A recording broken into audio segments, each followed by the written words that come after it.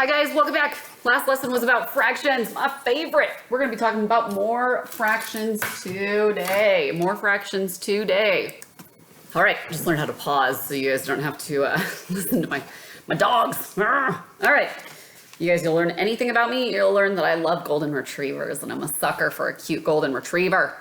All right, guys, so today we're going to be talking about lesson 9, fractions, adding and subtracting. I actually think multiplying and dividing fractions so much easier, but we got to start with our adding and subtracting first.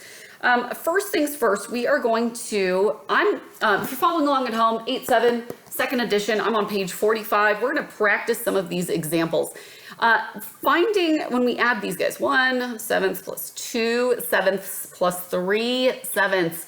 Guys, adding these when they have a common denominator, remember our denominator is the bottom one.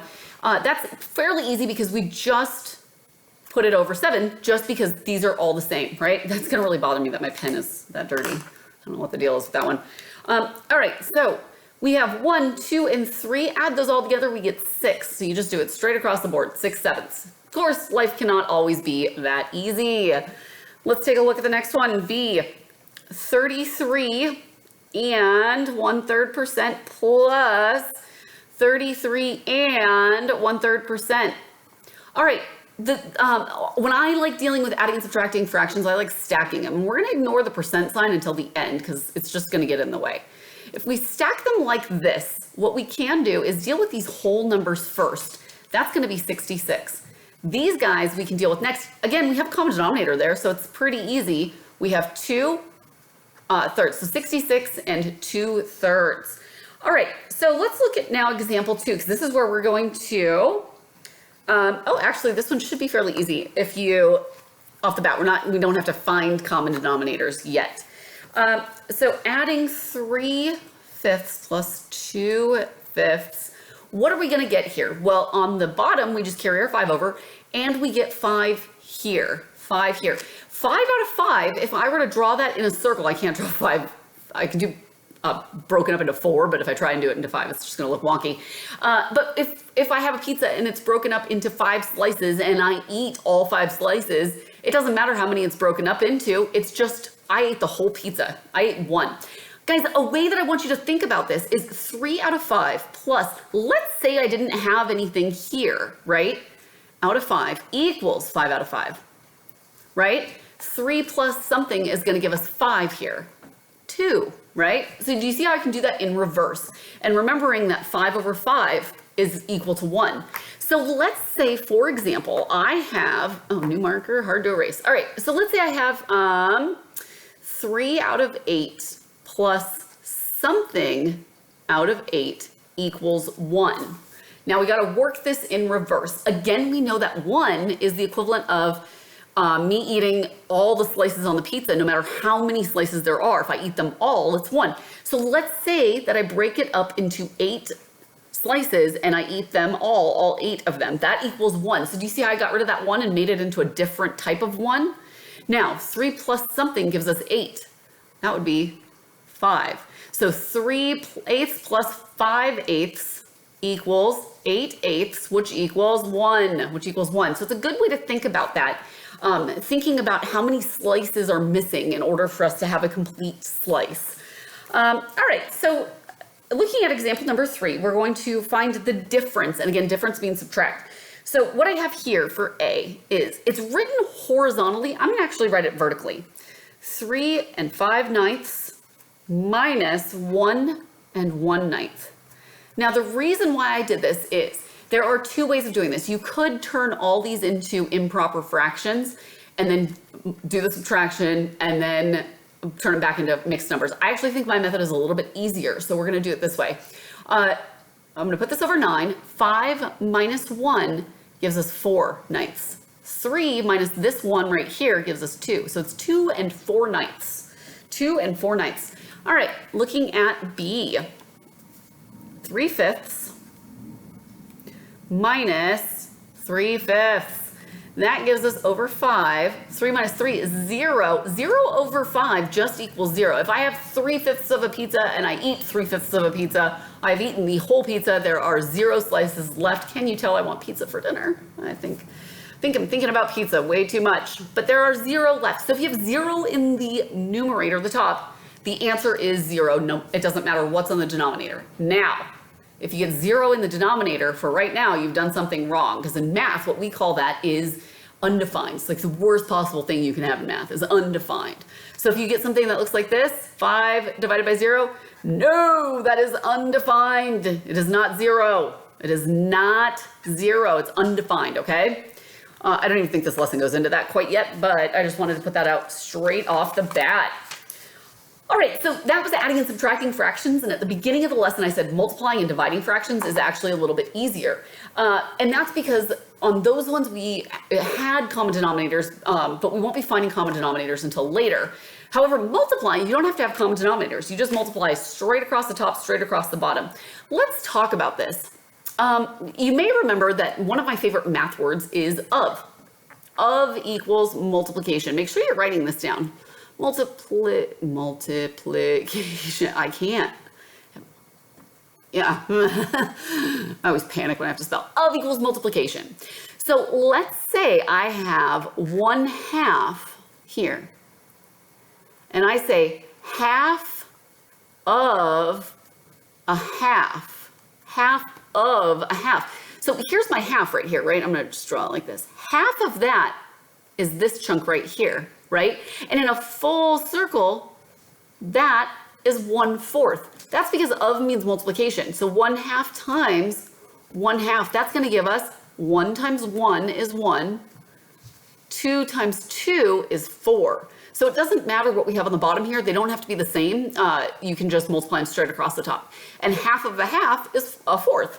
So, all right, let's look at some of these other examples. Example number 4, so I'm on page 46A. We have 1/2 of 1/3. Again, of means multiply. So 1/2 times 1/3. We multiply straight across the top. 1 times 1 is 1. We multiply straight across the bottom. 2 times 3 is 6. 1/2 of 1/3 is 1/6. And if you think about that, 1/2 of 1/3. So I'm going to break these out into 1/3. So 1/3 looks like this, right? Oh, looks like this when I color it in, right? Half of that would be this guy right in here. Half of a third would be that. I got to break the rest of these up. That's why we have common denominators. Going to break that up. And sure enough, 1 out of 1, 2, 3, 4, 5, 6 is 1/6. Hopefully that helps so you can visualize it. All right, so for B, we have 1/2 times 3/4 times 1/5. Again, we multiply straight across the top, straight across the bottom.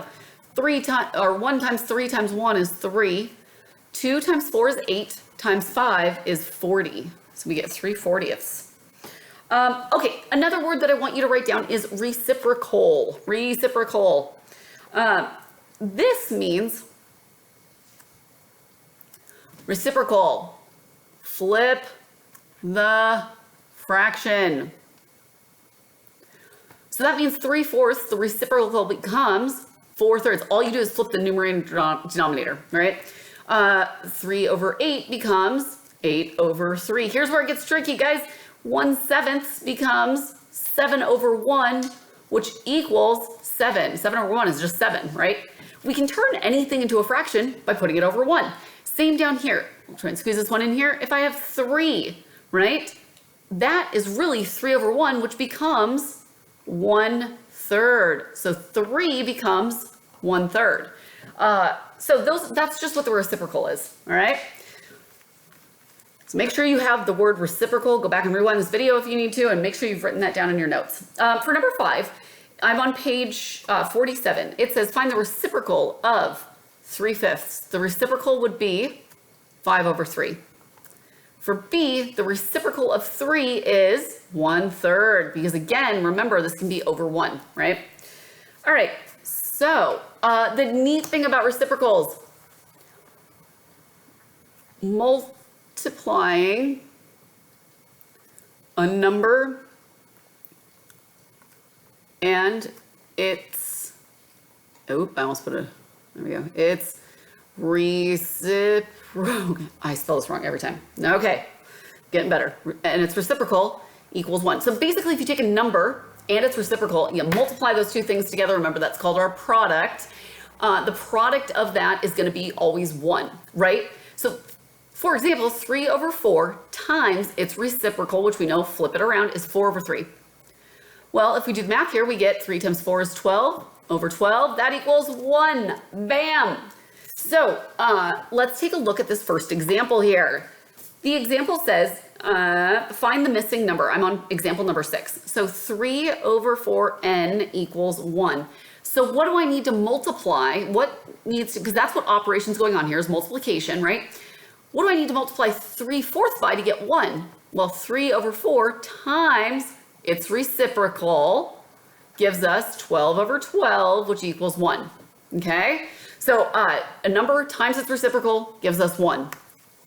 That's why we're allowed to multiply by reciprocals, because we're allowed to multiply anything by 1, right? That's that identity property. Example number 7, this is an interesting one. How many 3/4 are in 1? How many 3/4 are in 1?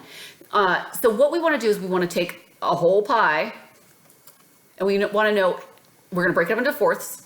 How many 3/4 are there? Well, there's 1 right there. That's 1 3/4. So there's 1 3/4 and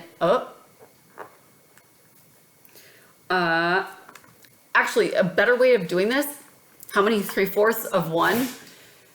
A better way of doing this is just like I said with multiplication. So 3/4 times 4 over 3 would give us 1, right? I was going to try and draw it all out, but then it was going to be confusing. So it's 4/3. How many 3/4 are there? It's the reciprocal, okay? All right. All right, so on page 47 are the practice problems, A through M. Go ahead and pause the video now and go ahead and attempt those, and then when you come back, we'll go over them together. So 5 over 6 plus 1 over 6. 5 over 6 plus 1 over 6. All right, so 5 over 6 plus 1 over 6, that's going to remain 6. 5 plus 1 is 6, that equals 1. Equals 1.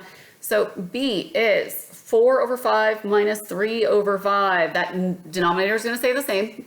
4 minus 3 is 1, so we get 1/5. C, 3 over 5 times, you notice I'm using a dot instead of an X. That's just sheer laziness because I don't like writing X's. I try to break that X habit because we use X as a variable, and I teach Algebra 1 and 2, and so it's hard for me to jump back to using the X as a multiplication symbol. But the point of me telling you this is that this dot is the same thing as an X for multiplication, okay? You'll just see that I don't use it very often. Times 3/4. All right, so doing this guy, we multiply straight across the top. 3 times 1 times 3 is 9. 5 times 2 is 10 times 4 is 40. All right, let's look at D.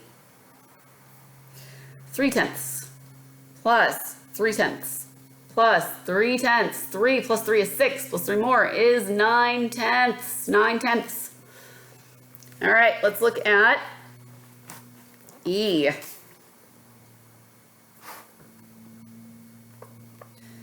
E, we have 4 over 7 times 2 over 3. We multiply straight across the top, we get 8. Straight across the bottom, we get 21. F, we have 5 over 8 minus 5 over 8. If I eat 5/8 of a pie, or if I have 5/8 of a pie in front of me and I eat them all, I have 0, right? It's 0 over 8, which is 0. I should probably write that down so you guys remember. 0 over 8, which equals 0. Good. So G is 14 2/7% plus 14 2/7%. Okay, so you notice I'm writing it vertically instead of horizontally. Again, that's just to help me. So the 14 and 14, that's going to give us 28. And then we've got these guys here, we get 4 over 7 percent. Make sure you have a percent sign in there. Okay, so we have H here. 87.5% minus 12.5%. Well, let's deal with these guys here first. 1/2 minus 1/2, that gives us 0 halves, right? And that's just 0. So those just go away. And then we do 87 minus 12, that's gonna be 5, 75%.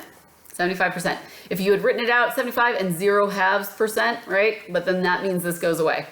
So, all right, write the reciprocal of each number for I. So for I, we have 4/5. The reciprocal is gonna be 5/4. J, 8/7. The reciprocal is gonna be 7/8. For K, 5. Remember, we can turn anything into a fraction by putting it over 1. So this is gonna be 1/5. Let's look at L. 5/8 A equals 1. What do I need to multiply 5/8 by to get 1? I need to multiply it by its reciprocal, which is 8/5. M. 6M equals 1. What do I need to multiply 6 by to get 1? M is going to equal its reciprocal, and the reciprocal of 6 is 1/6. 1/6. All right, so hopefully that makes sense, guys. I love doing fractions, so I look forward to working with these, with you on all of these. If you have any questions, let me know. Otherwise, I'll see you in class. Thanks so much.